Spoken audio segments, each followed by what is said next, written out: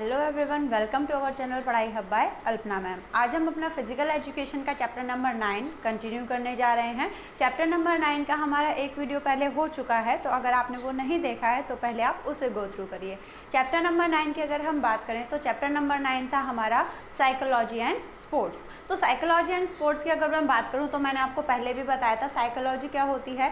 Psychology होती है किसी की माइंड की स्टडी को ही हम साइकोलॉजी कहते हैं। तो उसी के बारे में हम पढ़ रहे थे।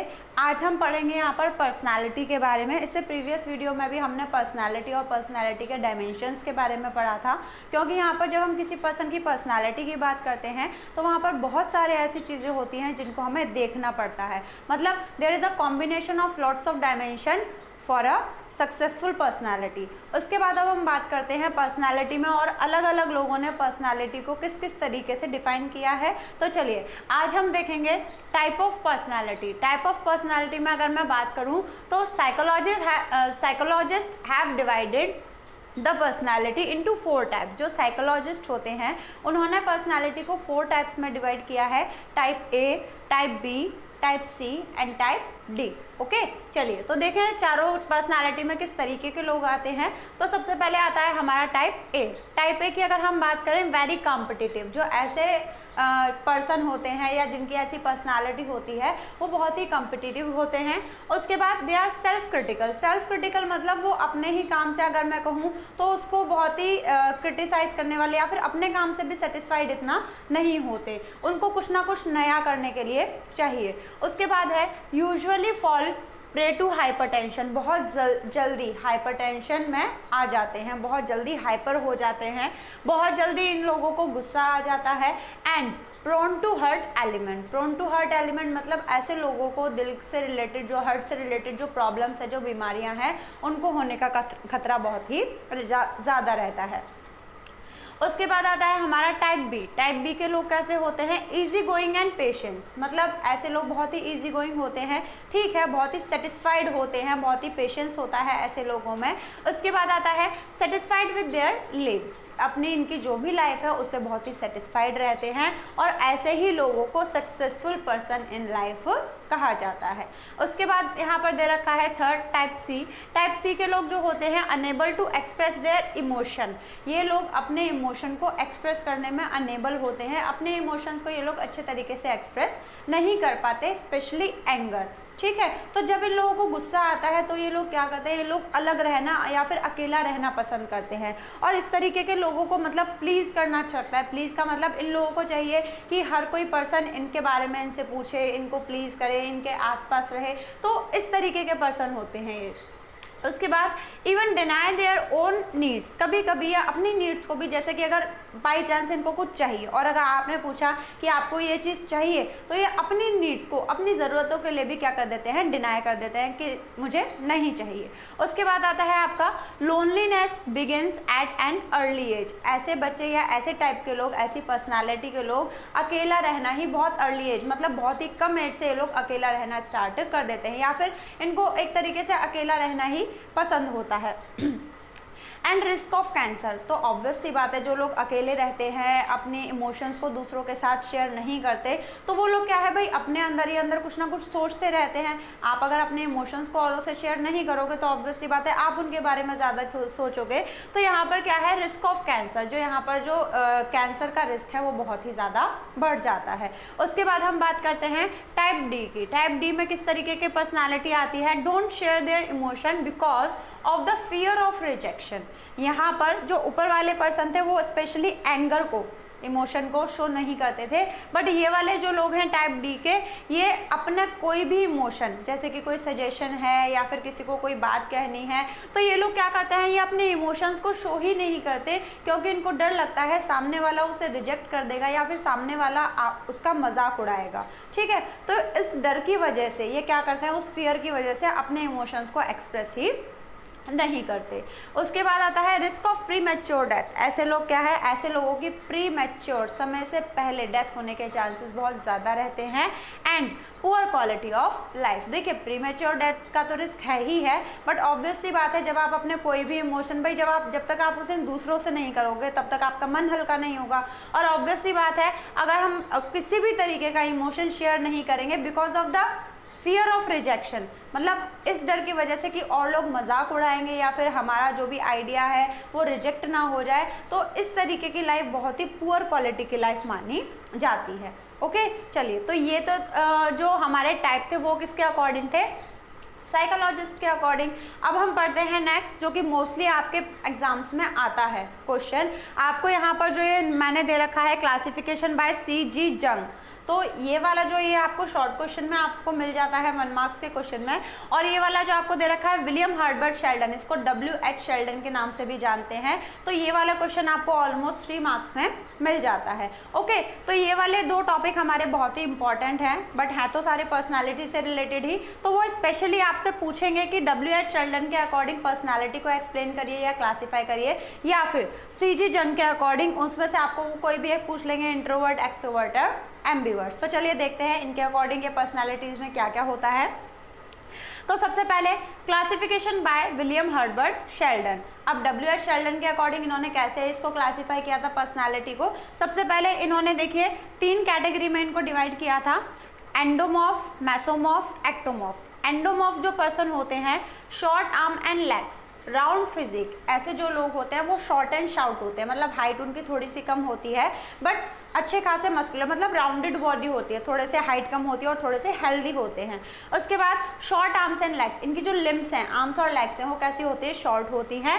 राउंडेड फिजिक, राउंडेड फिजिक मतलब हाइट के अकॉर्डिंग जो इनका बॉडी मास है वो ज़्यादा होता है। उसके बाद हार्ड टू लूज वेट, अब ऑब्वियस सी बात है ऐसे लोगों को वेट लूज करने में बहुत ही मुश्किल होती है।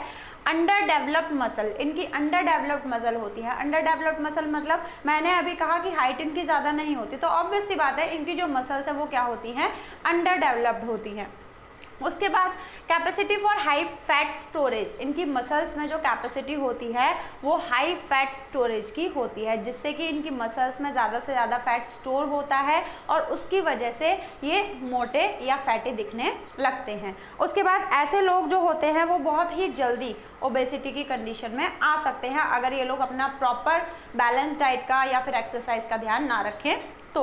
उसके बाद आपका दे रखा है पियर शेप बॉडी, इनकी पियर शेप बॉडी होती है, ठीक है। उसके बाद आपका दे रखा है suitable for weight lifting and power lifting. ये लोग फिर किस तरीके के स्पोर्ट्स के लिए सुटेबल हैं, तो ऑब्वियस सी बात है ऐसे लोग जिनकी मस्कुलर पावर, क्योंकि देखिए इनकी मसल्स तो अच्छी होती हैं बट इनकी हाइट ज़्यादा नहीं होती, तो ऑब्वियस सी बात है मस्कुलर पावर इनमें अच्छी होती है, जिसको हम स्ट्रेंथ भी कह सकते हैं।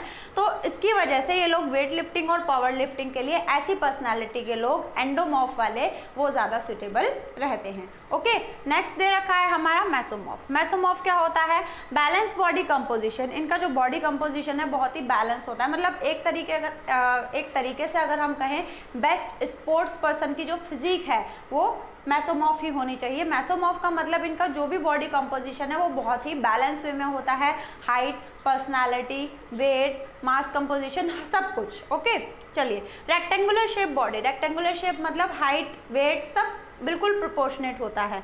उसके बाद आता है आपका thick bones and muscles, bones भी इनकी थिक होती हैं और मसल्स भी इनकी थिक होती हैं। And have enough strength, agility and speed, इनमें स्ट्रेंथ भी अच्छी होती है, एजिलिटी भी अच्छी होती है और स्पीड भी अच्छी होती है। इसीलिए मेसोमॉर्फ कैटेगरी के जो पर्सनालिटी के जो लोग होते हैं वो हर तरीके के स्पोर्ट्स के लिए अच्छे स्पोर्ट्स पर्सन माने जाते हैं। उसके बाद हम देखते हैं एक्टोमॉर्फ। एक्टोमॉर्फ क्या होता है, एक्टोमॉर्फ वाले जो लोग होते हैं वो थोड़े स्लिम पर्सन होते हैं, मतलब उनकी हाइट ज़्यादा होती है as compared to their body mass. Okay चलिए, उसके बाद आपका दे रखा है डिफिकल्टी इन गेनिंग वेट, ऐसे लोगों को वेट गेन करने में बहुत प्रॉब्लम होती है। Have less muscle mass, obvious सी बात है, अभी मैंने बताया आपको कि भाई इनकी हाइट अच्छी होती है बट मसल मास कैसा होता है, कम होता है, मसल्स बहुत कम होती हैं। उसके बाद quick metabolism to burn fat, इनका जो मेटाबॉलिज्म है वो बहुत ही अच्छा होता है। तो अगर ये कोई फैटी चीज़ लेते भी हैं, ऐसा नहीं है कि ये लोग मतलब कोशिश नहीं करते कि इनकी मसल मास गेन हो, ऐसा नहीं है, तो ये लोग अगर कोशिश भी करते हैं तो इनका जो मेटाबॉलिज्म है वो इतना अच्छा होता है कि वो उस फैट को बहुत ही जल्दी बर्न कर देता है। उसके बाद डोमिनेट द एंड्योरेंस स्पोर्ट्स, ये लोग क्या है, ये लोग एंड्योरेंस स्पोर्ट्स के लिए बहुत ही अच्छे होते हैं। And suited for aerobic activities like gymnastic, gymnastic जैसे कि ये एरोबिक एक्टिविटीज़ होती हैं जिसमें एंड्योरेंस की बहुत ज़्यादा ज़रूरत होती है, ऐसे स्पोर्ट्स के लिए जो हमारे एक्टोमॉर्फ वाली पर्सनालिटी के लोग हैं ये क्या है, बहुत ही ज़्यादा सुटेबल रहते हैं। और एक्टोमॉर्फ वाले जो लोग हैं इनमें क्या होता है, देखिए इनकी जो बोन्स हैं वो लंबी होती हैं, ठीक है, उसके बाद इनके पास जो मसल है वो थोड़ी सी वीक होती हैं, और इस तरीके के लोग जो होते हैं उनमें फ्लेक्सिबिलिटी बहुत अच्छी होती है। तो फ्लेक्सिबिलिटी के चलते इनके लिए जो सबसे अच्छा स्पोर्ट्स माना जाता है वो माना जाता है जिम्नास्टिक।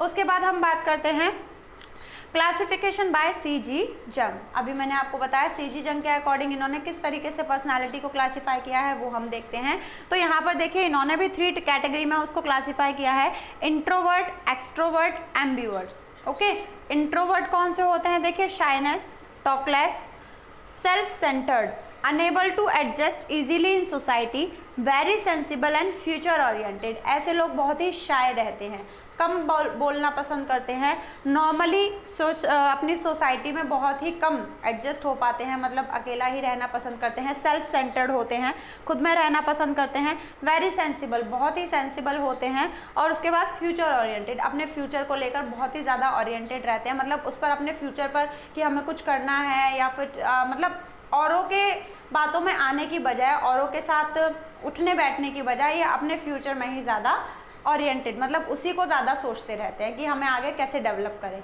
ओके, उसके बाद यहाँ पर आता है एक्सट्रोवर्ट। एक्सट्रोवर्ट कैसे लोग होते हैं, फ्रेंडली, जिनका नेचर बहुत ही फ्रेंडली होता है, बहुत ही ज़्यादा बोलते हैं, एंड सोशल इन नेचर, और उनका नेचर बहुत ही सोशल होता है, मतलब हर किसी की हेल्प करना, हर किसी से बहुत ही बोलना, मतलब हंस के और घुल मिल कर रहना। हैप्पी गो लकी पर्सन, जिसको हम कहते हैं हैप्पी गो लकी, मतलब जो खुद भी खुश रहे और अपने आसपास के लोगों को भी खुश रखे। उसके बाद take decision and act upon it quickly. ये क्या करते हैं, इस तरीके के लोग जो डिसीजन है वो डिसीजन लेते हैं और उस पर क्विकली एक्ट भी करते हैं। ओके, उसके बाद दे रखा है आपका एम्बिवर्ट्स। तो यहाँ पर देखिए बहुत कुछ ही ऐसे, मतलब कम, बहुत ही कम ऐसे लोग होते हैं जो प्योर इंट्रोवर्ट होते हैं या फिर जो प्योर एक्सट्रोवर्ट होते हैं। जो मेजॉरिटी है लोगों की, जैसे हम सब लोग हैं, तो जो मेजॉरिटी ऑफ द पर्सन है वो मोस्टली क्या होती है, ambiverts. Remaining majority of person possesses, जो रिमेनिंग मेजॉरिटी ऑफ पर्सन है, क्योंकि देखिए यहाँ पर अगर मैं 100% की बात करूँ तो ऑलमोस्ट 15% या 10% हो गए इंट्रोवर्ट्स और 10% या 15% हो गए हमारे एक्सट्रोवर्ट, बचे 70%। तो 70% जो मेजॉरिटी है लोगों की वो क्या होती है, एम्बिवर्ट्स। ऐसे लोग जो कि थोड़े से उसमें क्वालिटी इंट्रोवर्ट की होती है और थोड़ी सी क्वालिटी एक्सट्रोवर्ट की होती है, तो उस तरीके के लोग क्या कहलाते हैं, एम्बिवर्ट्स। ओके, बिकॉज अगर हम प्रॉपर बात करें कि प्योर एम्बिवर्ट होना और प्योर एक्सट्रोवर्ट होना, तो शायद बहुत ही कुछ कम ऐसे लोग होते हैं जो कि प्योर इंट्रोवर्ट और प्योर एक्सट्रोवर्ट होते हैं। तो मोस्टली लोग कैसे होते हैं, एम्बिवर्ट्स। तो जिसमें इंट्रोवर्ट और एक्सट्रोवर्ट दोनों की ही क्वालिटीज़ होती हैं उनको हम एम्बिवर्ट्स कहते हैं। Okay, so this is it for today and please like, comment and share with your friends. Thank you.